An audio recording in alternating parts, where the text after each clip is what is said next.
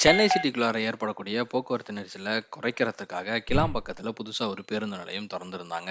பார்க்கறதுக்கு பிரம்மாண்டமா, பெருசா எல்லா ஃபெசிலிட்டீஸோட சூப்பரா இருக்கு அப்படின்ற மாதிரி எல்லாரும் தெரிவிச்சிருந்தாங்க.